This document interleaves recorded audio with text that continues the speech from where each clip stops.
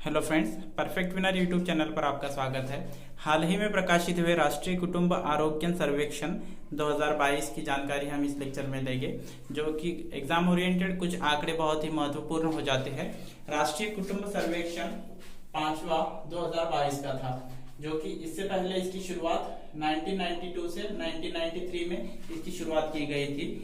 तब राष्ट्रीय कुटुंब सर्वेक्षण अहवाल के अनुसार संपूर्ण प्रजनन दर 3.4 हुआ करता था 1992-1993 के टाइम पर। अब इस वक्त 2022 में 2019 से 21 के बेस पर जो आंकड़े लिए गए हैं, उस वक्त 2022 में संपूर्ण प्रजनन दर 2.1 हो चुका है, जो कि घटता प्रमाण हमें दिखाई देता है। 2015-16 में यही दर 2.2 था।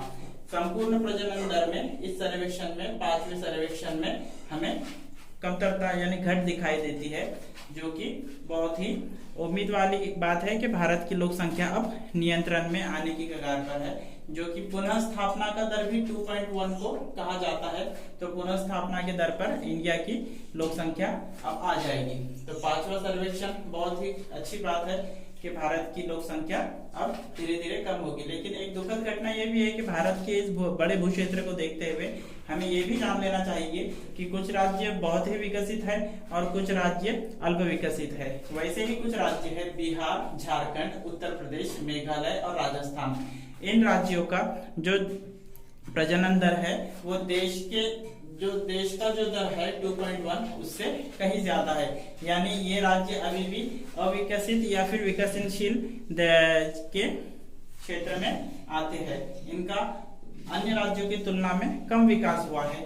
अन्य राज्यों की तुलना में यानी पंजाब या फिर केरल जैसे विकसित राज्यों की तुलना में सर्वाधिक प्रजनन दर 2.98 है। इस सर्वेक्षण में हमें ये बात जान लेनी चाहिए कि आपका प्रजनन दर जो है, तो जितना ज्यादा होगा उतना आपके डेवलपमेंट के चांस कम हो गए, यानी आप उतनी ही ज्यादा स्पीड से लोक संख्या बढ़ा रहे हो। तो प्रजनन दर ज्यादा रहना यानी लोक संख्या बढ़ाने में कहीं ना कहीं आप सपोर्ट कर में हो। तो ये राज्य जो है जिनका प्रजनन दर देश के प्रजनन दर से ज्यादा है, यानी यहाँ की लोक संख्या ज्यादा है। और सबसे कम प्रजनन दर है सिक्किम का प्रजनन दर 1.05 है, यानी लोक संख्या कंट्रोल कहीं ना कहीं सिक्किम बहुत ही अच्छे तरीके से कर रहा है। चौथी और पांचवी गणना की बात अगर हम करें तो सबसे ज्यादा गिरावट मुस्लिम समाज के प्रजनन दर में आई है, जो कि 9.9 है।